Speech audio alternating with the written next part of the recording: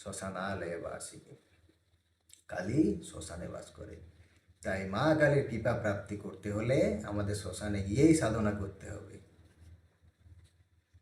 পাগল, শ্মশানে কি হয়? সব সময় চলে, আমাদের হৃদয়ে সব সময় জ্বলছে, দুঃখে, অন্যের প্রতি ঈর্ষায়। শ্মশানে কি হয়? মৃতদেহ জ্বালানো হয়। এখন 90% বাড়িতে ননভেজ রান্না হয়। সেই তো বাড়িতে মৃত শরীর এনে জ্বালাচ্ছি, তাহলে শ্মশান আর বাড়ির মধ্যে পার্থক্যটা রইল কি? শ্মশানবাসিনী শব্দের গূঢ় রহস্য হলো, শ্মশানে গিয়ে কেউ আনন্দ করে না, কেউ ডিজে বাজিয়ে নাচে না।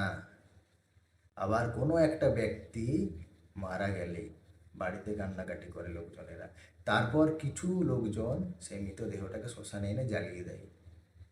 তাহলে শ্মশান এমন একটা স্থান যেখানে না আনন্দ করে না দুঃখ করে। এই পরিস্থিতিটাকে বলা হয় স্থিতিপ্রজ্ঞ স্থিতি। তেমনি কোনো একটা ব্যক্তি যদি সুখ, দুঃখ, লাভ, ক্ষতি সবেতে সমানভাবে রিয়েক্ট করে, শ্মশান যেমন শান্তি, তেমনই যদি তার মন সবসময় শান্ত থাকে, তাহলে তার হৃদয়েই মা কালী বসবাস করে।